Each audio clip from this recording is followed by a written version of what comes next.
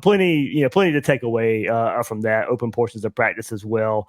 A lot of good scrimmage notes came out. Some eyes there with the scrimmage that's supposed to be closed, but we'll get the we'll get the intel coming out from there, and a pretty good bit. So I still am a big believer of what they want out gets out. I think that's how a lot of major programs work. And what we're hearing, Mark, of course, Graham Mertz was named the quarterback last week, right after the first scrimmage, and very successful right now in the short to intermediate range. I think the biggest question for him now is consistency, and then can he do it down the field as well? I think leaning on this Florida run game will help him a bit. I think Florida's got the backs. They got the offensive line. The run game will be there. Unearthing some of these true freshmen Florida have brought in at the receiver position. I think Florida knows what they have in Ricky Pearsall.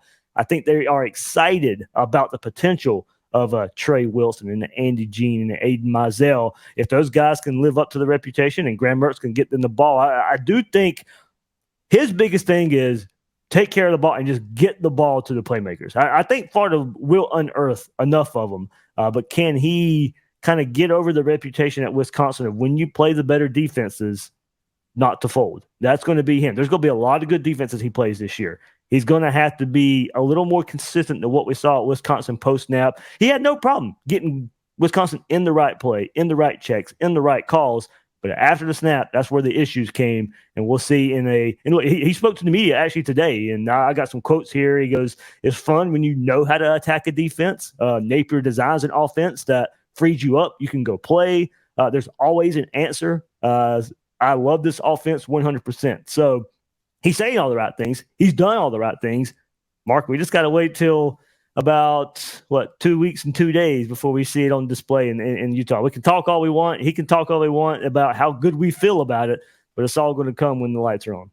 So with Rob Sale and company running this offense, do you think it's been more of a situation where, okay, we've had to change this offense because the two quarterbacks, Richardson to Mertz, are so different? Or, hey, we run the same offense. We just eliminate some plays. We emphasize other plays that fit Graham Mertz. And obviously, he's going to play more within the structure of the offense and not go take off and improvise. And that's not necessarily a bad thing because Anthony Richardson is Anthony Richardson. But do you think there have been many changes to the offense, or they're just going to run it more in a Graham Mertz style and gear the plays toward him? I've heard that they may open it up a bit more than we originally thought. I still think it's going to be a run-focused offense, no doubt about it. And look, that's just because that's some of your best players on this team as well. Montrell Johnson, Trevor Etienne are good. You don't want to take the ball out of their hands, but hey, look, there's going to be a time when Graham Mertz is asked to go make a play. There's going to be a game somewhere along the way he's going to have to win. Now, I don't know how consistently he can do that, and if Florida's going to be in a position to where he has to do that. But look, we know there are moments he's going to have to put the team on his shoulder. There are games he's going to have to put the team on his shoulders. How many times does he have to do that? I like this run game to carry the offense. I like the young receivers. I like Ricky Pearsall, and I like with Billy Gonzalez coming back, some development of Frazier's and Burke and Douglas. Some experienced receivers that Florida already has. But yeah, Mark, you're right. I mean, gone are the out of nowhere 60-yard runs. But is the offense a little more consistent? Does Billy Napier know what he's getting in his quarterback? Play in, play out. Drive in, drive out, game in, game out. And that offense may look better just because at least he knows what he's getting. He put so much on Anthony Richardson last year, and you didn't know what you were getting at the quarterback spot. So maybe if you know what you're getting on a more consistent basis, maybe that helps you call a better game. Maybe you know how to, look forward in a game and design a game plan or call this play then and call this play there. I mean, I think the running backs will be involved in the passing game a bit more than we saw. They got some more. Arliss Boardingham, I think, is a tight end waiting to burst onto the scene. It's more of a pass-catching tight end. So I think there's a lot of good things to point to. Maybe how this offense changes as far as consistency and getting the running backs involved in the passing game a bit more. But yeah, Mark, I mean, it's just there's are things we're hearing behind the scenes of how they'll open it up. It's just it's. We got to see it. I mean, we're here 2 weeks before game time, and it's really we can talk all the good talk we want, but at some point, toe comes to leather, and we'll see what an opposing defense can do for this Gator offense. You had some interesting things to say before we started to record in regards to your analysis and some of the numbers and analysis that's out there on Graham Mertz, who's no big surprise been named the starting quarterback, and what he might bring to the offense, and maybe some issues that he'd he has had in the past that he may be able to free himself of being in a different uniform in a different location with a different offense?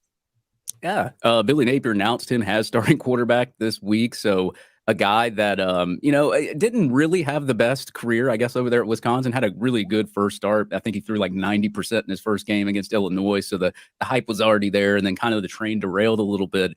He was sacked 47 times at Wisconsin, 238 times he was dropped back. When he dropped back on passes, he was pressured. That's like 1/3 of the snaps that he took over there, just in drop back situations.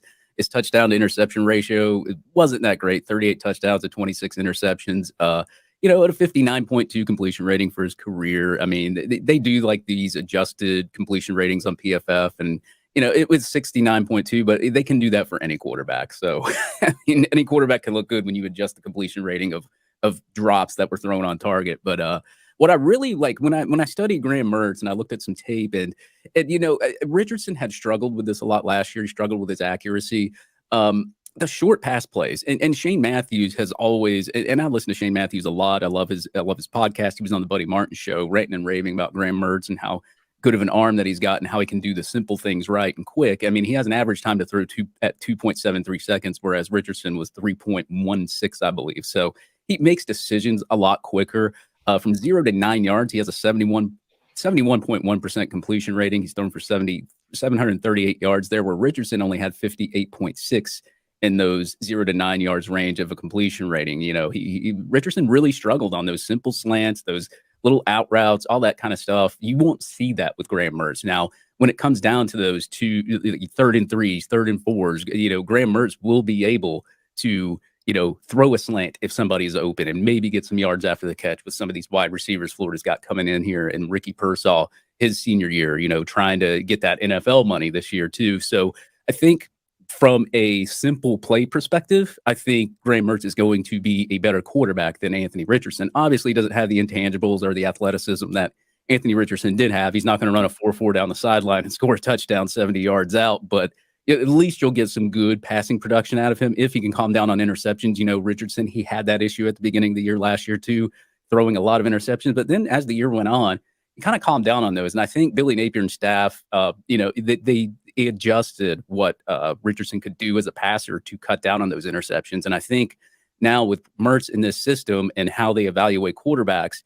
I think now as Graham Mertz gets behind a different offensive line that he may not get pressured behind that much. I mean, when he's kept clean in play action scenarios, he's 66.7%, and he's really good on play action, which this offense does a lot of play action, does a lot of run game, play action.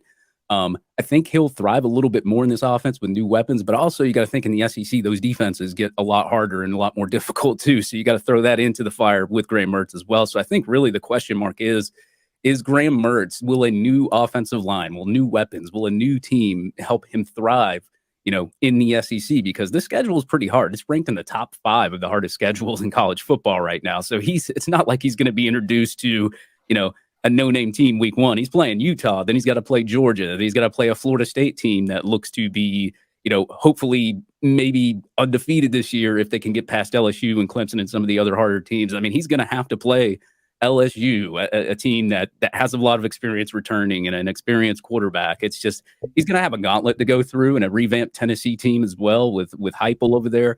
So it's going to get difficult for him, but at the same time, he's going to have more skilled weapons around him as well. So I think that's the big question mark with Graham Mertz. Can he thrive on those short scenario situations and those 10 to 20 yard throws? I mean, he was only 48.6% completion rating on those 10 to 20 yard throws, and he only threw for 571 over at Wisconsin. Can he throw that at least 10 to 20 yards? Can he get those big 20-plus yard chunks? Can we see a deep pass from him? I think that is where I have a big question mark for Graham Mertz. And in the simple throws, I'm okay with him on. But I think really coming down the stretch, I think Graham Mertz I think he'll be better. But as I said, the defenses get hard in the SEC. So I think that's just where the big question mark is right now. Yeah, Micah Mazuka, he was injured for most of the time. He got injured, I think, back in spring there. He's actually recovering from injury. Billy Napier said he does expect him to play week 1 right now. He's out there in kind of like some non-contact jersey, kind of, I guess, warming back up to being a starter. But we should have him week 1. I like Kingsley Eagleton. I think it's Kingsley Iguacan. I don't want to say it wrong on this show. I like him and where he's at, being the junior there. And Austin Barber, a kid that's had a lot of time here. We can see what he could do. Richie Leonard there on the offensive line there too. Damian George transfer from Alabama. I mean, it's going to be hard to replace Osiris Torrance. I mean, this was one of the highest rated kids on PFF and never gave up a sack his whole career out of like a ton of thousands of snaps. So it's like you're replacing Osiris Torrance, but you're also bringing in Micah Mazuka, another highly graded PFF offensive lineman coming in there to take that spot. Obviously, it's the center is Kingsley Eagleton, but of course, Micah Mazuka would be working right beside him. So I think the offensive line, I think that's the biggest question mark, because you hear a lot of just big explosive plays happening from this defensive line, Cameron Jackson, and some of these scrimmages. And you're hoping that kind of is just the definition of having a really, really good deep defensive line and not maybe the offensive line maybe taking a step back this year.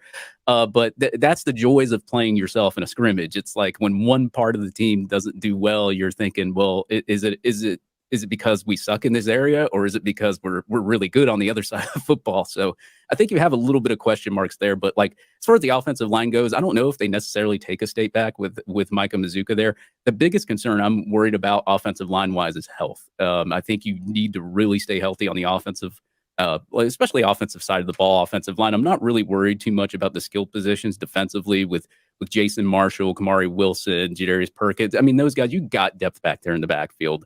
I think more of just the skill positions on defense, I would say, is safety is where I'm really concerned at with, you just haven't had good safety play since Chauncey Gardner-Johnson. You got Micah Mazuka, or not Micah Mazuka, RJ Moten, transfer from Michigan. He's coming in there to take some of that spot with Miguel Mitchell. I mean, you hear a lot about Kamari Wilson there as well. And Jordan Castell's been showing out in some of these camps. So I think, the safety play is where I'm really, really looking at in the defensive backfield. But as far as offensive line and all that, I think just staying healthy right now is probably the best part for this offensive line right now. Because right now, I can't say that they don't have depth, because they have depth. It's just a lot of unproven depth there on the offensive line. 74 starts coming back along that offensive line.